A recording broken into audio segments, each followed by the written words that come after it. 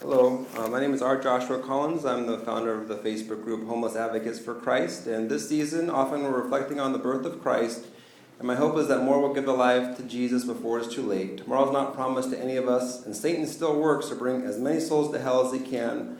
All of us have sinned and need a Savior, and his name is Jesus Christ, the King of Kings and Lord of Lords. Jesus was God in the flesh. He died on the cross for us and rose again on the third day. Forgiveness comes only through the blood of Christ that was shed for us on the cross. Many get offended by these truths, but regardless, we must continue to boldly proclaim them and seek to please God, not man. Muslims and many other religions, including Buddhists, don't accept the gospel truths, and we need to pray for them to see the truth that they might be saved from the wrath to come. We need to pray also for those living in ways that displease God.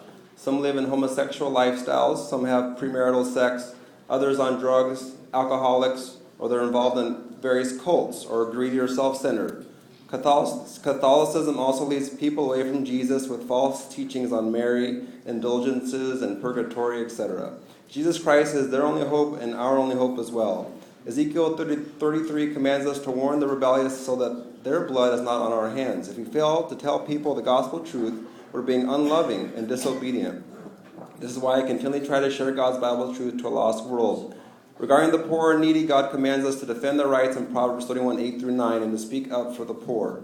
Thankfully, God has heard our prayers, and the homeless here in Anaheim have told me the police are treating them much better now after much prayer and advocacy work. But still, more must be done. El Nino is coming soon, and there still is no plan for temporary shelter in Anaheim for the homeless in the next month. Many of the homeless may get sick, and others may even lose their life while living outdoors in the rain. There are many empty buildings and areas that now could be used to help those in need also. If the city made it legal for people to have tents in various areas, this could be helpful as well.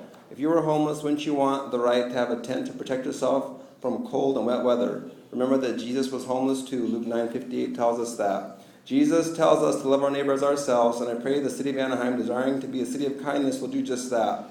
Proverbs 21:13 tells us those who ignore the cry of the poor will also cry out and not be heard. Let us all fear the Lord and take God's warning seriously, because as Hebrews 12:29 states, God is a consuming fire. Matthew 23, verse 33, Jesus says, "Serpents, brood of vipers, how can you escape the condemnation of hell?" John 3:18, Jesus states, "He who believes in him is not condemned, but he who does not believe is condemned already, because he has not believed in the name of the only begotten Son of God." I hope everyone gives their life to Christ before it's too late. May God bless.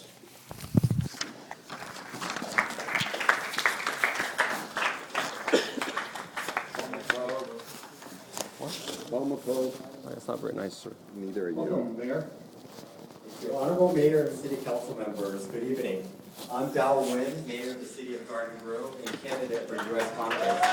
I'm here before you as a concerned citizen, not on behalf of my city. I'd like to begin by applauding Mayor Thompson. Well, there you have it, folks. Please pray these people get saved and give their life to Jesus. Pray for the homeless, too. And if you'd like to, join my Facebook group, Homeless Advocates for Christ. May God bless. Bye.